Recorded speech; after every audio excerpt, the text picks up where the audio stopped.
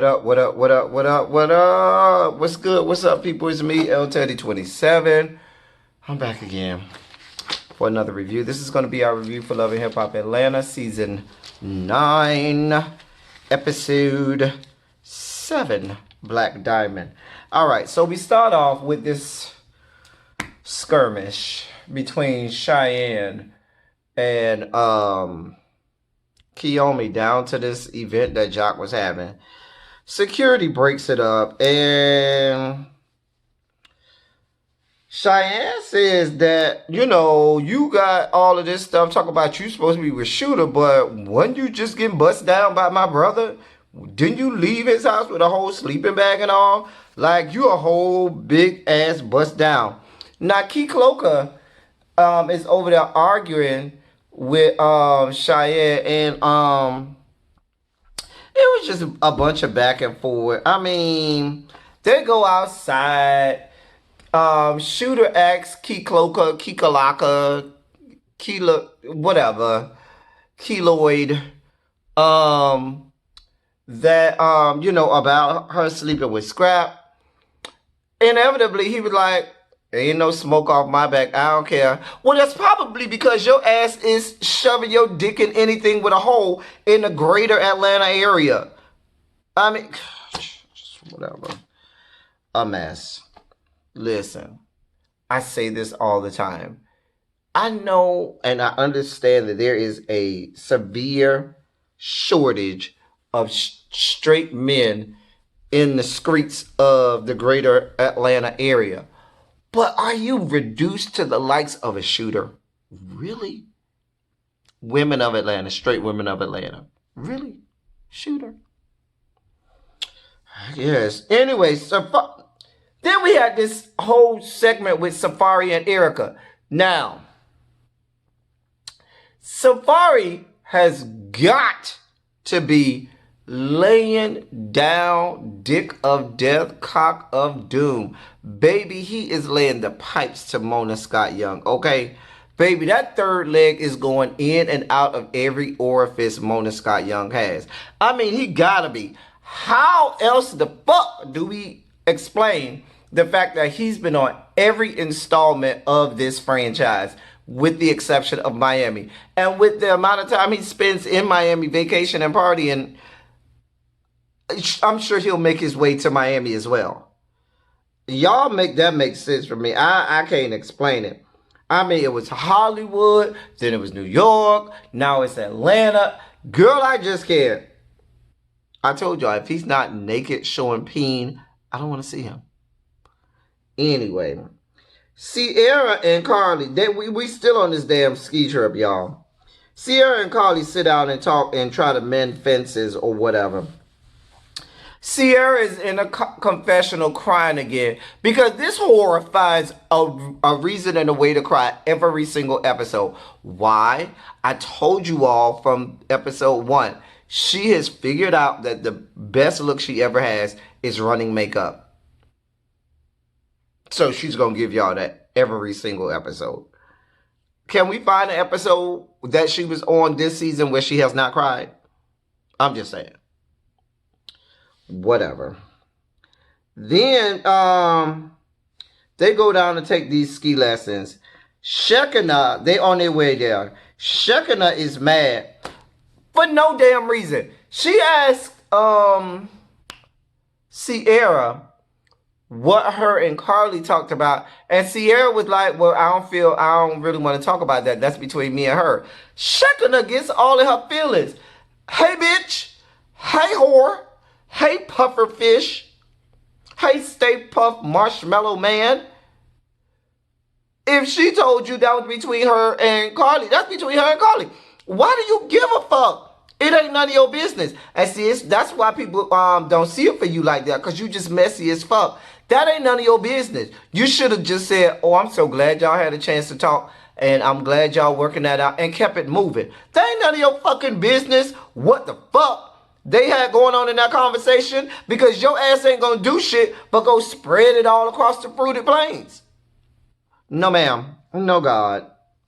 And you say you 35 years old and still trying to find yourself in other people's business like that? Girl, get a life. Get a dick. Get something. Child. Anyway, moving on. I mean, Shekinah was going back and forth with everybody, back and forth with Spice. Back at this point, the mere sound of Shekinah's voice was making my nuts itch. I mean, it's oh, dear God. Bambi was all emotional, you know. Oh God. Let me tell y'all something.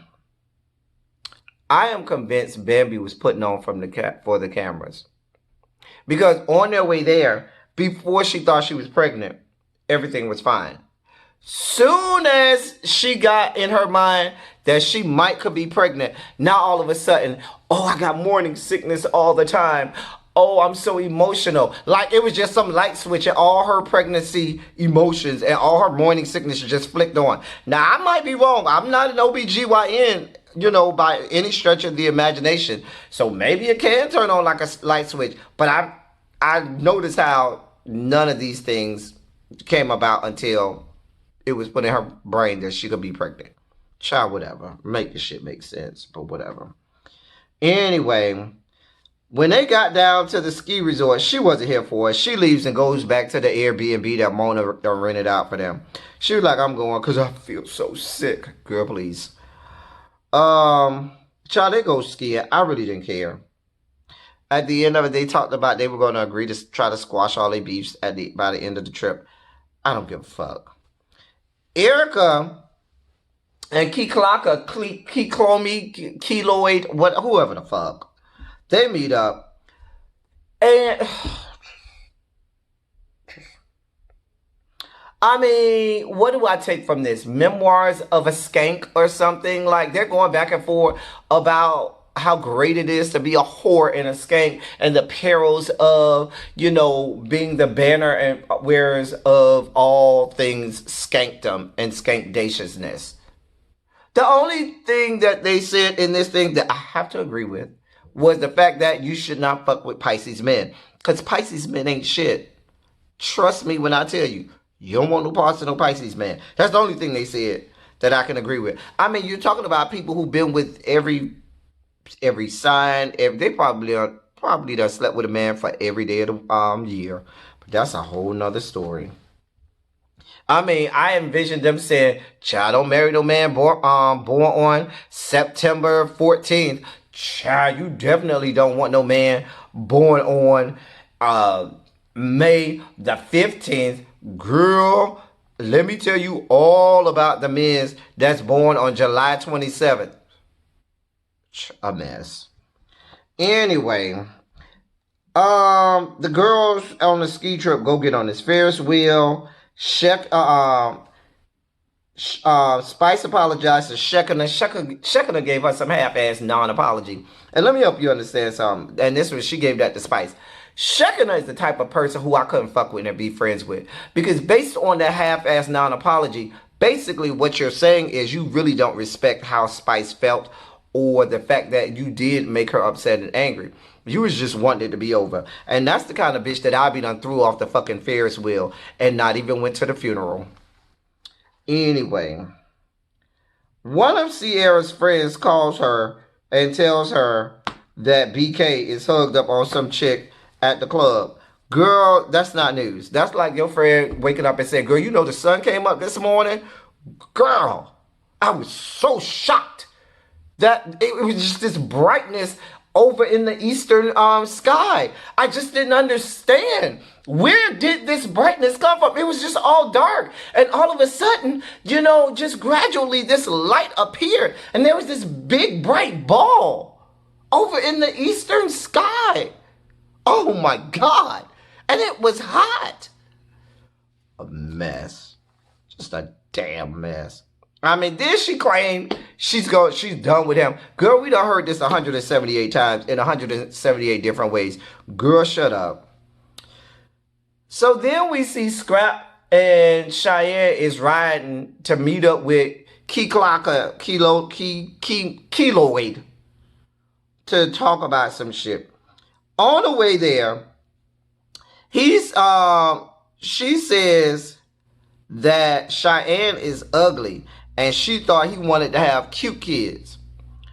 Then he had the nerve to say something that brings us this week's hashtag FTFB moment. Now, our hashtag FTFB moment came when Shooter ceremoniously says to Key Clocker, Kilolo, Keloid, Key Lime Pie that I'm gonna have cute kids with you. I ain't worried about her. Wait, what? You, Shooter, who looks like you should be an extra on Joe's apartment. You know, one of the spare roaches around there. You, Shooter, are telling me that you plan to make cute kids with Kikali over here, Keloid over here, with that chick over here. Mind you, we don't even know what the fuck that chick looks like because the bitch that had every plastic surgery known to man. I mean, that bitch could actually be, you know, a walrus or something when she was born. But we wouldn't fucking know because the bitch that had lip injections, cheek injections, eyes done, facelifts, booties, ass, everything in the fucking world. What the fuck? And looking at the likes of you can't produce. Oh, Jesus. You know what I imagine their child looking like? I imagine this cute child that you all are going to produce looking like that emoji of a pile of shit. That's just, you know, that pile of shit emoji? That's what the fuck I imagine y'all child looking like. So if you call a pile of shit cute, then by golly, have at it. Because that's as cute as your kids going to get over here with Key Clocker, Kilo, Key Lime Pie. Whatever the fuck I name it. Wait a minute. Don't you already have kids? Should you be the fuck not worried about? First of all, Key Clocker, you need to be worried about getting whatever petri dish of STDs and STIs that he has. Because the bitch is sleeping with everything in Atlanta. Atlanta houses the Center for Disease Control. You do know that, right? The headquarters of the Center for Disease Control is in Atlanta. For the very reason that this motherfucker Shooter lives there. But you want to have kids with him. He talking about he going to make cute kids with you. Girl, I'm done with y'all. And that, ladies and gentlemen, was our hashtag FTFB moment of this week. Child, finally, the last scene was Keloid and Cheyenne, they meet up in this parking lot. They go back and forward. Shooter making them Shooter just making them look the fool, arguing with each other, back and forth about his dumb ass. Oh, Jesus. Then Cheyenne makes Shooter look the fool by reinforcing that Keloid done slept with Scrap, Devil Dick. And Devil Dick confirmed it when he said, this ain't got nothing to do with me. I ain't gonna get into this. Which means, hell yeah, I bust that bitch down. Because if he didn't, he would have came right out and said, no, we didn't. No, the fuck we did not. But he didn't. And so that means that he did. So, child, a mess. Just a damn mess. Child, they trying to fight. Security break it up. And that was it. Child, I'm done. That shit was awful. That was Love and Hip Hop, Season 9, Episode 7. Y'all make this shit, make it stop. Just make it stop, please. Just make it stop. Until next time, y'all. That's all I got for y'all. Thank y'all for coming. Y'all drive safely.